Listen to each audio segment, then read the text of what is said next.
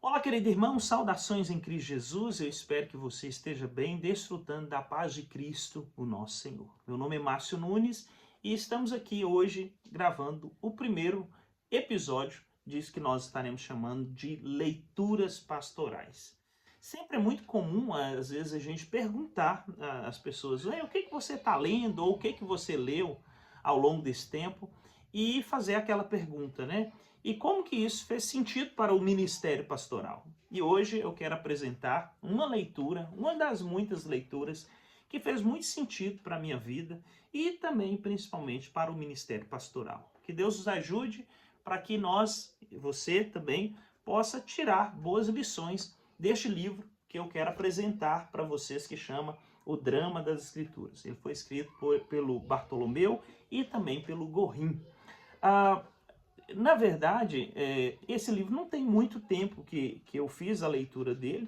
Na verdade, ele tem cerca de 10 anos que ele foi lançado pelas edições Vida Nova no Brasil. E eu tive a oportunidade, de alguns anos atrás, fazer a leitura. E eu quero, com a graça de Deus, apresentar a você alguns pontos significativos aqui, né, de forma rápida, e também apresentar o motivo que este livro fez muito sentido, principalmente no que diz respeito ao ministério pastoral. Bem, o livro chama O Drama das Escrituras. Nós já conhecemos sobre, quando a gente pensa assim, sobre história da salvação, ou história da Bíblia, né? A história da Bíblia, sempre vem aqueles 4 pontos para nos ajudar a perceber aonde nós estamos, né? Que é criação, queda, redenção e consumação. Criação, queda, consumação e redenção. E esse livro, ele vai justamente trabalhar essas mesmas questões, criação, queda, consumação e redenção. Inclusive tem o Van Hoosen também, que tem o Drama das Escrituras, e ele tem outros livros que apresenta justamente essa mesma perspectiva. E eu gosto muito, né, amo a questão de narrativas bíblicas, e por isso que eu queria também dar início a essa série falando sobre esse livro. Bem, os autores aqui, ele faz a mesma coisa, né? De trabalhar esses 4 pontos, mas ele apresenta no livro 6 pontos, né? Eu achei fantástico a maneira que eles lidam com isso. Não apenas porque eles falam de 6 pontos, né? Que na verdade são esses mesmos 4 pontos que a gente entende, mas ele faz uma simples distinção com relação. Ele traz mais detalhes e apresenta um ponto que às vezes para nós a gente passa por cima dele, né? Porque sempre a ideia é criação, Gênesis 1 e 2, queda, Gênesis capítulo 3, redenção, Novo Testamento, morte e ressurreição de Jesus. Consumação, então é a vinda de Cristo, né? A consumação, a vinda de Cristo. Mas ele apresenta 2 pontos muito significativos também dentro dessa mesma perspectiva. E no final eu quero, como disse, apresentar o porquê que isso faz muito sentido para o ministério pastoral, né, que fez para mim, tem feito, e eu quero, com a graça de Deus também, que você reflita com relação a isso. Bem, gostei demais com relação de quando ele fala sobre criação. Aí ele diz assim no capítulo 1, Deus estabelece o seu reino. E a gente vai ver exatamente isso. Gênesis capítulo 1 e 2, Deus, através de sua palavra, vai criando todas as coisas. No final, cria o homem, a sua imagem e semelhança, né? E coloca esse homem para ser o seu representante, né? E quando a gente vê os reinos, né, de longas datas, uma das coisas que eles, para demonstrar o senhorio deles em determinado lugar, era fazer a sua própria imagem e colocar ali, demonstrando o seu domínio sobre aquele lugar. E assim Deus faz, né? Na criação, Deus faz o quê? Deus estabelece o seu reino. E aí vem Gênesis capítulo 3, né, que nós conhecemos como queda. E aí mas os autores dizem assim, rebelião no reino, né? Ou seja, Deus, Gênesis 1 e 2, Deus estabelece seu reino.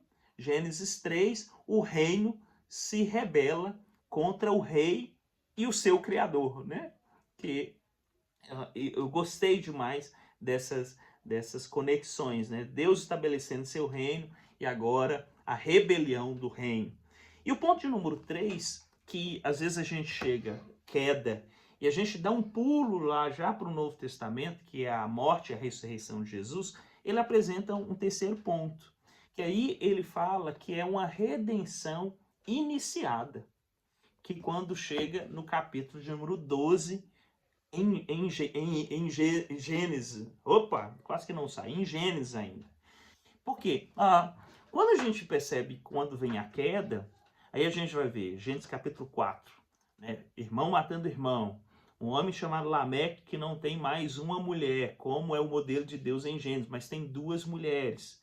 O homem também totalmente sanguinário, ele mata duas pessoas porque um lhe pisou, outro lhe feriu, jovens, meninos, e ele faz um poema daquilo e conta aquilo para suas mulheres. E ele também é bastante vingativo, né? Que ele vai dizer que se alguém ferir ele, vai ser punido 70 vezes 7. Isso.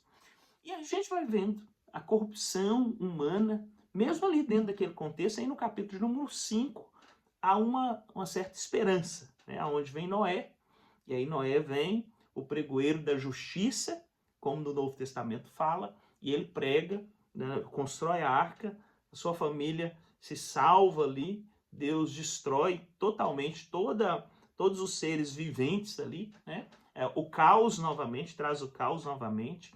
E aí quando a gente chega no capítulo de número 11, né, a gente vai perceber e vai ver, na verdade, um povo totalmente longe de Deus, né? Um povo que está querendo, né, o zigurate, né, eles que edificaram a cidade, eles querem ali construir aquele zigurate, né, aquela torre, né? E interessante que eles querem fazer com que o nome deles pudesse ser famosos, né? E Deus não divide sua glória com ninguém. E aí o que acontece? Ainda no capítulo de número 11, Deus vem, espalha todo o povo e ali há a criação das nações, né? Línguas, muitas línguas surgem ali, Deus traz, né? Várias línguas, coloca na boca daquele povo e ali o povo se espalha. E aí quando chega no capítulo de número 12, a gente vai ver o quê? Deus escolhendo Abraão e através de Abraão escolhendo a nação de Israel. E aí o autor chama isso de redenção iniciada, né? Porque através de Abraão, o próprio Deus diz, através de você será bendita todas as famílias da terra. Acho interessante, inclusive tem um outro livro, aqui fiz uma leitura recentemente, de forma assim mais rápida, mas ele fala muito sobre essa questão de Abraão, quando o Senhor, né, vai à casa de Abraão ali, e ali eles vão para destruir a cidade de Sodoma e Gomorra, e às vezes a gente foca muito sobre a promessa do filho, ou melhor, a gente foca muito ali com relação à destruição da cidade, né? Alguns até comentam sobre, eles pararam para comer, né? Como é importante essa questão da hospitalidade, mas Gênesis está mostrando, reafirmando novamente a promessa de Deus para Abraão, né? Ou seja, e ali é uma redenção iniciada. E o autor apresenta isso, e eu achei muito interessante isso. E depois, inclusive, ele coloca um interlúdio, falando um pouco sobre aquele momento dos 400 anos, que é aqui o povo aguardando um desfecho, né? Porque, na verdade, esse povo dos 400 anos ali, né, do período interbíblico que nós chamamos, a gente percebe que é um momento muito difícil para aquele povo que retorna, né? Porque o povo, Deus prometeu eles uma terra, Deus deu. Deus prometeu um rei, né? E o reinado de Davi seria para sempre. Deus deu eles um templo, né? Deus deu uma promessa que as orações que fossem feitas naquele lugar, Deus estaria ouvindo. E esse povo que volta da Babilônia para Jerusalém está com a terra devastada, está com o templo totalmente destruído, e o rei? Não tem rei, não tem mais o rei, né? Que eles tanto aguardavam. E esse pessoal que volta, né? Esdras, Neemias, os sacerdotes, os líderes ali, eles conseguem, né, através da pregação e do ensino da palavra de Deus, inclusive eles que organizam novamente ali o cânon do Antigo Testamento, eles conseguem colocar no coração desse povo, através do ensino da palavra de Deus, que eles continuam sendo o povo de Deus, o povo da promessa, né? Que Deus ainda permanece, a aliança de Deus ainda permanece em pé, né? Por quê? Por causa da fidelidade de Deus, da misericórdia de Deus. Isso é interessante que o autor nos apresenta esse interlúdio aqui. E depois retoma, falando sobre o Novo Testamento, que aí vem o terceiro ponto que está muito nítido na nossa mente, né? Queda, criação, queda, redenção, né?